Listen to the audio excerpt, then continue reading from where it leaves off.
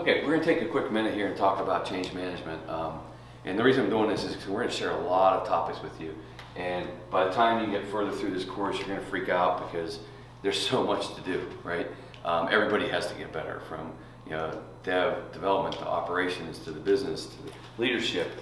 That's going to be a little bit overwhelming, and you're going to think, I can't even imagine my company actually going through this change. So what I want to do is talk about that. That's what we do. We are living, our career is based on helping you change to become agile, all right, and support those values and principles. So at LeanDog, we call our change management program our Obeya process. We like to say that this is a systems thinking approach to business agility, or a systems thinking approach to digital transformations, depending on what in your culture you're trying to achieve. Most people these are kind of the new buzzwords in the industry, is digital transformation, business agility, modernization, and things like that. But Obeya is a technique that we've used. I've been speaking about Obeya since 2008. It's a method that we think works, and we'll explain to you why it works. It's actually basically taken the method that I was using at Nationwide a little bit, and expanding on that as a professional consultant, saying, all right, well, how can we do this on a repeatable, consistent basis? And our methods for change management have seemed to have proven over the last dozen years of LeanDog to be viable, and we haven't had to change too much from it. So let's talk about what this looks like. The first thing we do is we ask you for a change agent team. Okay, we're LeanDogs, you guys are cats, so change agent team's cat. So we try to get the thought leaders within your organization, across your organization, not just from development to testing to management to facilities to HR to legal to finance, who are the people who are continually learning and really want to propel the company to this business agility or modernization of product development. We then come in and we do a kickoff meeting. The training you're about to go through, we do for everybody on the change agent team. We typically have 15 to 20 change agents, is about the right size to get started. It will change over time. We will then talk about your existing Agile team, so we have to do an assessment, and I'll explain to you kind of how we do that. It's very lightweight. It's not your typical consulting, audit you, write a big report. It's much lighter weight than that. And then we'll come up with a change plan. So where are we at today? Where do we want to be? And how are we going to get there? That change agent team, we will meet on a cadence just like we do with Agile. We'll meet monthly, and we'll say, okay, how are we doing at managing our change towards business agility or modernization or digital transformation? We'll meet, we'll do iterations, we'll do retrospectives. So we'll actually take the Agile practices we use to deliver products, and we'll use those same practices to actually manage your change with you, right? And adapt as we learn and uncover your culture and start moving things around, and trying to go after the business outcomes that that most companies are getting from Agile. We'll then adapt that. So we call this the cat dog team. You got the LeanDog coaches, you got the cats, the change agents within, and we pair up and we come up with a change management plan. As I mentioned before, we need participation at all levels. So I need executive sponsorship. This is where the culture part has to be, the executives have to believe in this. Your project management office or product management office, your delivery teams, your process teams, your engineering teams, we need representation across your organizational design on that change agent team. The people that on that change agent team, in any society, this is typically a curve, right? So from sociology, I don't know how many people have heard of the innovation adoption curve, but if you see anything that's new or perceived as new, it's considered innovative, okay? And so if you haven't been doing Scrum or haven't been doing BDD or TDD or DevOps or any of these practices, if it's new to you, even if it's old in the industry, I mean it's been around a long time, if it's new to you, it's considered innovative in your culture. So when we form this change agent team, we recognize that if we looked at your org chart, you're going to have a certain amount of people who are innovators, early adopters, early majority, late majority, and laggards. And the way this works, these are the people that sleep and wait for the iPhone to come out, and they're sleeping in the street to get it, even though 2 weeks from now they could probably just get one. And because they want to be the first, or they don't want things that are perfect. Then you have the early adopters who you get it within the first couple of weeks, and then you have the early majority. And what will happen? People come to me and say, "God, I can't imagine you guys changing our company culture to work in an Agile Lean method."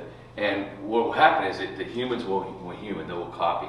So there's a tipping point. If you get over about 15%, so if we get Agile implemented in 2.5% of your company and then 13.5, the early majority of people will see what the early adopters are doing, and they'll start copying their behavior. Like, wow, that's better than what I do. I want to work that way.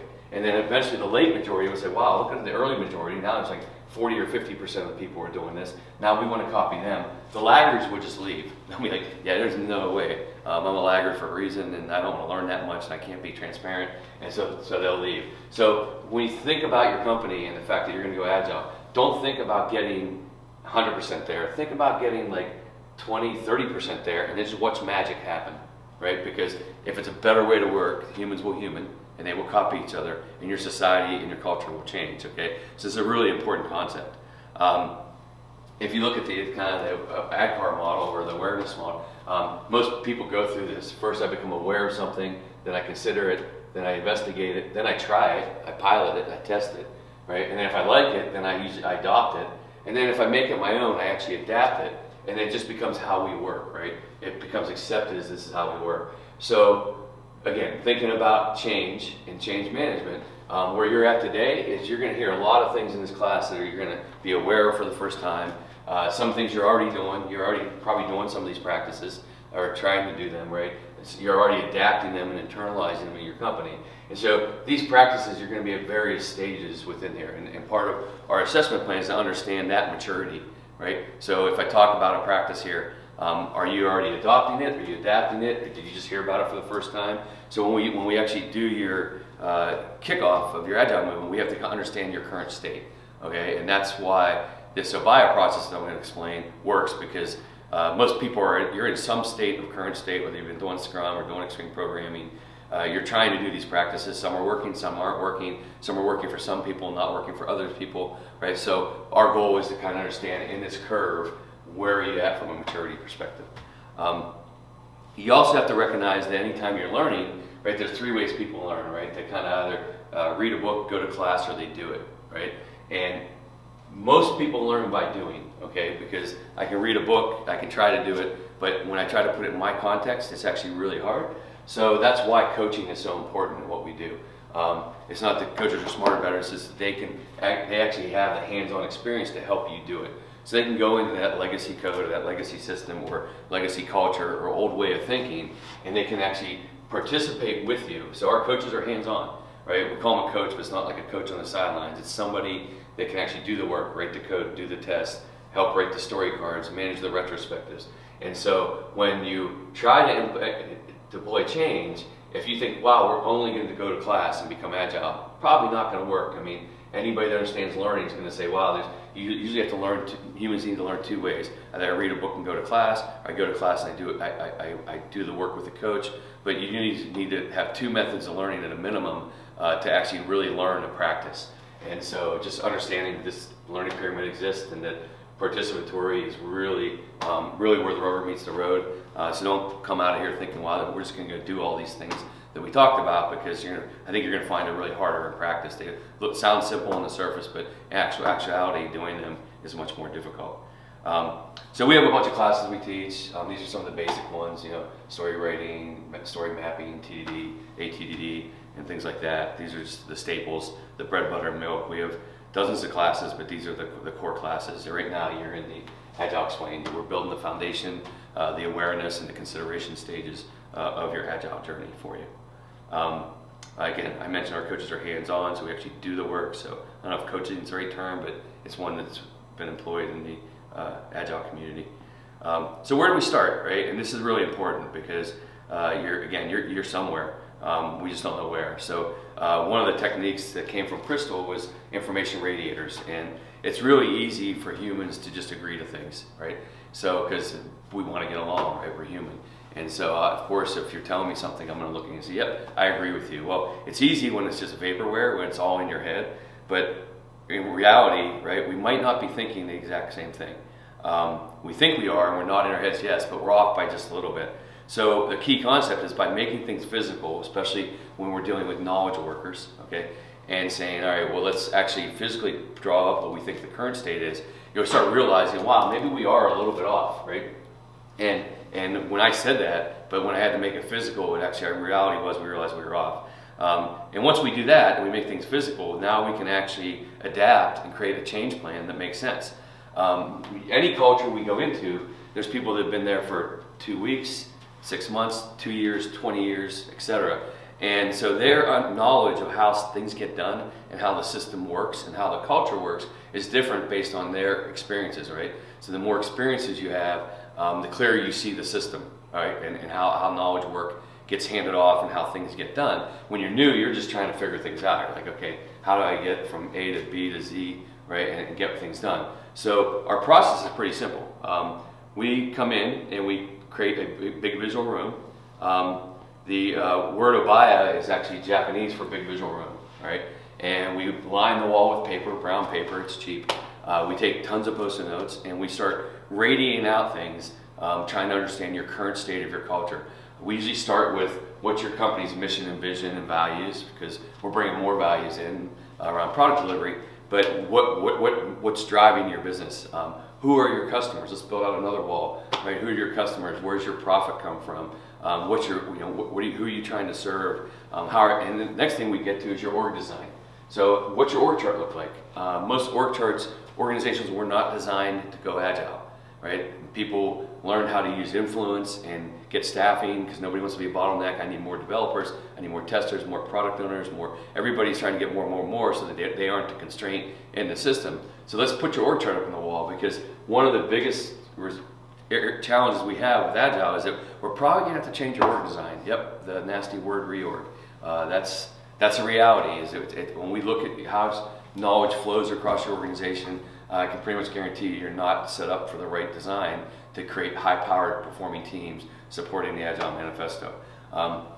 We then have to map out your demand funnel, and that's always scary, right? That everywhere we go, there's the same problem. Too much demand, not enough supply. Too many requests for work, not enough people with knowledge or time to actually do the work, okay? And so we really have to get a handle on that. So understanding your portfolio of projects, switching you from projects to products maybe, understanding that we can't do all these things and we can't have 20 number one projects or products, and figuring out how are we going to start managing the demand funnel and looking at that demand funnel and understand the type of work that's in it. Are we looking at defects, right? Because quality is an issue. Are we looking at sales requests because our sales force is driving what we build? Or are we using design thinking? Do we have room for innovation? So when we start putting that work on the wall, which is usually a giant wall, it usually isn't enough space for how much demand you have because it's shoved in a software tool somewhere or a project list or a tracking system somewhere. Once we make it physical, it becomes widely aware that we have way too much work. Then we'll map out your technology, right? So what's your technology soup? What are your technology assets? How much technical debt do they have? What languages? How's that map back to your people wall, right? How many people have the skills to actually execute on that technology? And that's an important wall. Another one we'll do is your Agile practice wall. We'll actually put our Agile discussion guide up on the wall or your playbook, and we'll go through and we'll talk about, okay, for all the teams saying they're doing Agile, are they always, sometimes, and never doing it? And if they're doing it, are they happy, sad, or right? It's because you can always do something and hate it, which means you probably aren't getting value. So that's kind of our assessment practice. We trust people. We believe in the left side of the Agile Manifesto. So I expect people should not be lying to each other at work. So if I bring you in and say, hey, we've taught you Agile, just tell me how well are you always doing it and how do you feel about it? That will be a good indication of where you are on that kind of on that change model that I talked about earlier. Of course, we'll then create another wall to talk about why are we doing this, right? Why are we going Agile? What are the key performance indicators? Is it to accelerate product delivery, improve quality? Like what's the driving force behind this? And we'll make sure our business leaders and our top executives understand we're driving to the right outcome of going Agile. It's just not the next IT methodology. It's actually the next iteration of our culture to modern product delivery, okay? And then of course we'll create another wall of the change agent team. So who are all the awesome change agents that we're working with? What's our change plan? Where are we going to start? Who are we going to coach? Who are we going to teach? How are we going to build people? How are we going to build your own internal coaching organization, right? So that LeanDog isn't in there forever, right? That's, we want to leave your culture by saying, God, LeanDog came in and they helped us manage this change, and now it's a sustainable change. It's not just a fad. It's not going to go away. We're going to continue to get these business outcomes that we were after, and they aren't going to fade away. And we're going to continually learn. That change agent team will never go away. that big visual room, and we can make it virtual and digital as well. But initially, it's going to be paper. That room will never go away. That's how our systems thinking. That's how our knowledge happens and transfers. In fact, that room will also be used when you interview people when they come into your culture. And you're like, hey, Josh, let's walk around and I'm going to explain to you, here's our company, here's how we're organized, here's all the work we do, here's how the work gets to the teams, here's a value stream map of all the steps we take to actually deliver business value, and then here's how we measure the outcome and go back around. And by using that room to understand the knowledge of system of knowledge workers, okay, how knowledge flows to get business outcome, that's a continually improvement thing. That's something you're always trying to get better at. So let me show you a couple examples of what this might look like. This is an example of a team in Columbus, a change agent team that we're coaching the leadership team, and we're coming up with later ways to agree on things. You can see behind them there's an Obeya room. We even have, that's their org design, the old org design, the new org design. This is their sacred cow of things that would be really hard to change that nobody wanted to talk about in their culture. This is an example of another client. We're doing value stream mapping, and we're defining the process, and everybody's always blown away about how many steps it takes to get knowledge from one end to the other. And this is always one of the most important parts of any engagement, is to understand your value stream map. This is an example of a large financial institution. We're trying to understand their organizational chart, and in this case, the CIO wanted us to train 360 people on the business side on what Agile and Lean was before we even started with IT. Okay, so that this was a business-driven engagement, not an IT-driven engagement, and it's been incredible. So we use this as a burn-down chart so we can check off, here's all the people that we've actually taught Agile to. And some of these executives were spending 4 hours with this, 2 hours, 1 hour, there were different sizes of understanding Agile, but bottom line is that everybody knew that this was a culture that was going to change this company, and it's been an amazing, amazing journey with them. This is another company where this is the practice wall. What's your maturity? So here's our Agile discussion guide. These are teams. Teams are going through and assessing, these are teams here that were saying they were Agile, and this is them coming in, team by team, getting trained on what we mean by Agile, and stacking themselves up. And the green ones were like always, and with different colors for different stages. And within, trusting people to tell you the truth, and without spending hours pairing with teams and auditing teams and trying to uncover the truth from non-truth, we just trusted people and trusted them to tell us the truth. And by putting it on a wall, it's kind of hard to lie, because somebody's going to come up and say, yeah, no, we don't always do that. I don't know who's telling you we always do. We do it 50% of the time, not 100% of the time, or 80% of the time. So it's a human way of actually uncovering the current state. This is an organizational alignment, so understanding how people are organized around work, saying, okay, well, maybe we need to blow this up and understand that. And then we do show and tell. So as we're building out this Obeya, this big visual room, we end every day with a show and tell.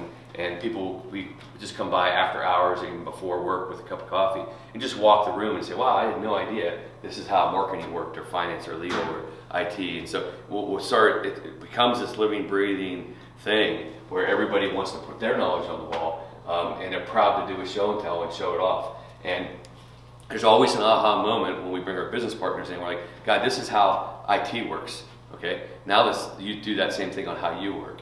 And they're like, well, I had no idea how many steps, how many different skills were required. I didn't realize how much demand we created and how much capacity you have, and that we have to figure out how to say no, and we all can't have competing objectives. So there's a lot of aha moments by building out an Obeya. It's been a very effective tool for uncovering the current state. This is a technology wall, so what are our application assets, how they line up to our business systems and things like that. So lots of information around technology soup. Most people, man, you make it physical, and there's a big aha moment there as to how much technology you employ. And of course, we have a KPI wall, so we'll put a wall up and say, okay, why are we going Agile? What needle are we trying to move? Let's make sure our coaching and our change management plan is actually attacking the highest value thing for the business, right? Let's not say we're going to get all these things right off the bat. Maybe a lot of people start with process and product delivery, and they do engineering last, right? But now with the whole DevOps movement, people are finally starting to realize we can actually build zero defect software. And in today's distributed world and cloud, and it's even more important that you can build zero defect and high usability systems. Any questions about how we do Obeyas?